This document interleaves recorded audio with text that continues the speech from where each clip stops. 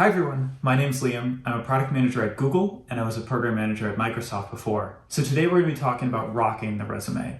And this fits under the kind of higher level theme of actually getting the interview with a company that you want to be a product manager at. And the first thing that interviewers and recruiters actually will see is your resume. So we got to make sure that it's like perfect. Today we're going to go over 5 kind of chapters on how to make a significantly better resume. And the first chapter is talking about the structure and kind of just some overall basics. So let's start with some high-level overall basic tips of a resume. First, you need the contact information to be at the top.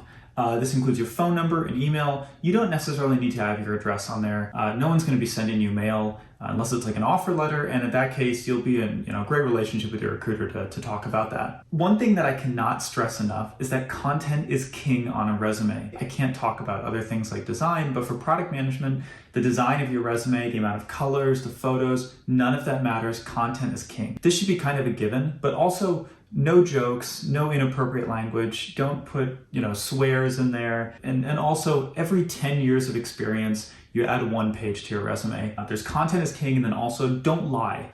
Exaggeration is fine. You can round some numbers up. You can, add a little plus sign next to things. That's okay. But lying, about the title of your position or the amount of, to an order of magnitude, the difference between like the teams that reported up to you, there's no need to do that. The technology industry, especially, for product management, is a very small kind of group of people. Word will get around, and you don't want to have that label on your name. If you have any guilt, maybe think about it again. So the structure of a resume is super important, and there's a bunch of different ways you could take this, but my suggestion is actually to just keep it to 5 and potentially 4 categories. Education being the first one, experience being the second, and then if you have other experience, let's say, for example, as opposed to internships, maybe you started a kind of side hustle clothing business, that would go under other experience.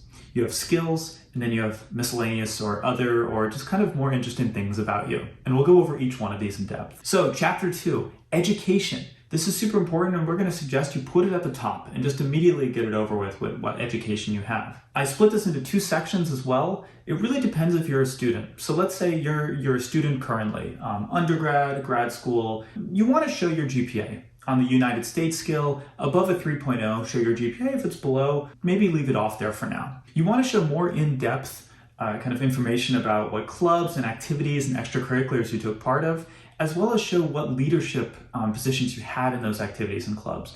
Showing that you're just doing more than studying, right? Like you have good grades, but you're also, doing a lot of activities outside of the classroom. Now, if you're not a student, put your education at the top. Again, the same rule of thumb, add your GPA if the GPA is above a 3.0. If it's below, just don't add it, that's okay. A quick summary of clubs and activities and extracurriculars that you did, but we don't have to go too in depth. We want to focus on the experience at that point once you're out of education. This is more of a checkbox, like, okay, has higher education, did some activities, and has a decent GPA. Okay, next, chapter 3, experience. I can't stress this enough as well. This is the most important part of your resume. So the goal of the experience section overall is that this is the core of your resume. This is where you really show that you're a product manager. You want to organize these experience sections chronologically. Don't break the rule, even if third down looks better, don't put it at the top, it's quite confusing. You really just want to show what you did most recently at the top, and it kind of just goes down from there. In each section, in each job, you want to include the legal job title that you had, the company, the months, the years that you worked there. You don't want to exaggerate or lie about these things. And then also, your most recent job experience, it should have the most bullet points. And we'll go into bullet points more in a little bit. If there's enough space, you can add a 1-liner explanation. If the company is not like a household brand, it might be a good idea to just say, what does this company do? Now let's jump into how to write good bullet points for each of these job sections. This is really important. And what you're going to do is treat this like a story.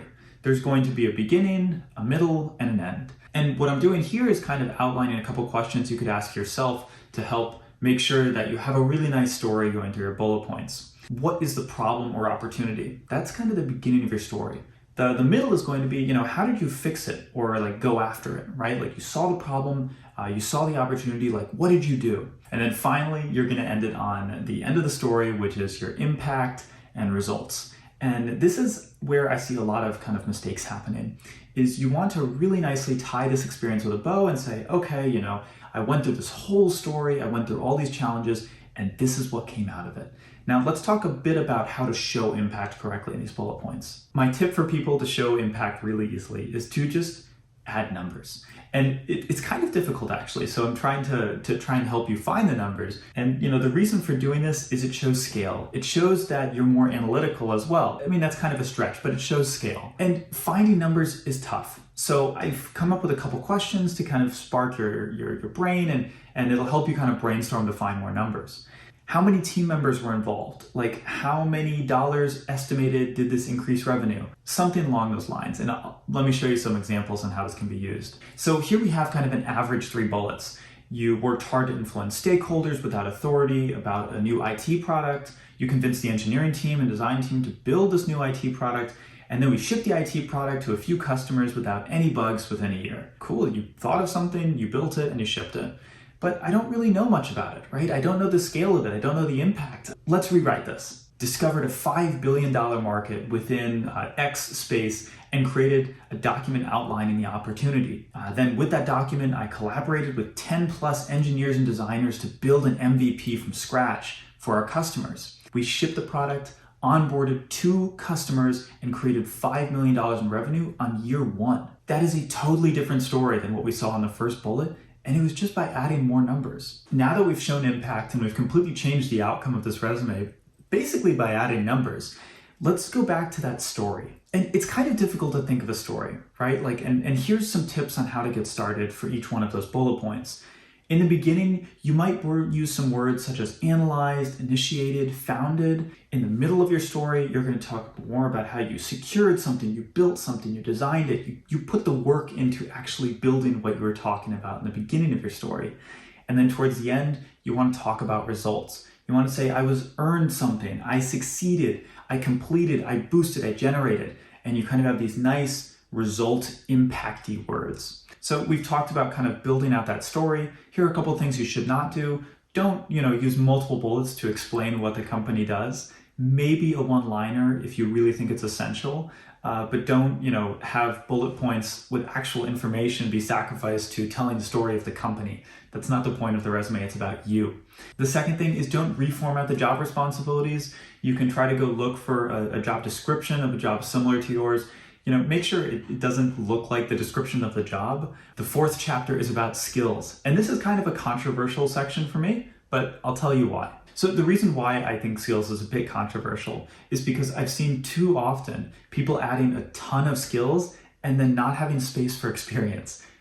Remember, experience is the most important thing. If skills gotta go, let them go. That's okay.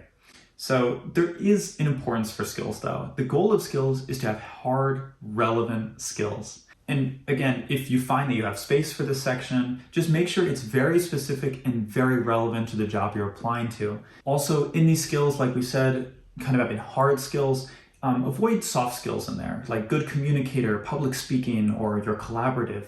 These should be almost default anyway if you're applying for being a product manager, but then also they can come out in your experience. Try to weave that into the stories that you put in your experience section.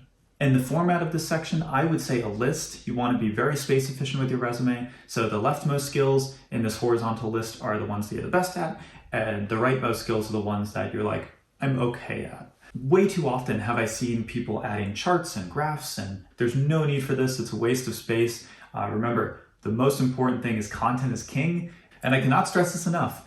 If you're running out of room, do not add this section. So the last chapter, miscellaneous. So what is the goal of the miscellaneous section? The goal is to show that you're an interesting person outside of work and you're curious about other things, not just work. This could be 1 line, it could be 2. Don't get out of hand, that's okay. It's meant as a conversation starter. An example from one of my best friends, Cyrus. He works in Chicago right now as a product manager. He is a professional DJ. He's coordinated with venues that gross, $10 to $15 million across hundreds of events in the Midwest and has 1,600 fans. And you can see, Cyrus has like an interesting hobby going on the side. He's got like a side gig or something. It shows you're a well-rounded person. And, you bring a different background to the company. Bonus chapter 6 out of 5, I don't know. I'm going to show you my resume. This is the resume that I actually used to apply as a product manager at Google and at Microsoft. I redacted some numbers in there that might be not supposed to get out to the public. You can use that maybe as a template. You can see how I structure my bullet points. I kind of split the sections out a bit. I removed the skills section. I added a entrepreneurial experience section, but this is meant kind of to show you an example of a resume that is, it's not pretty, but the content is pretty good. Like all of my other, lessons in this course, this crazy journey, all the slides will be linked below. All the content is linked below as well. You can join our Slack community. We're just talking about these things. A lot of this content actually comes from the Slack community. We will review your resume in there as well. So go ahead and join. Thank you so much for listening to me talk for like 10 minutes about this. This is the culmination of talking to a bunch of people about what a good resume is. And hopefully you found it useful. If you did, hit the subscribe button. If not, hit the subscribe button, I guess. I don't know. But thank you so much.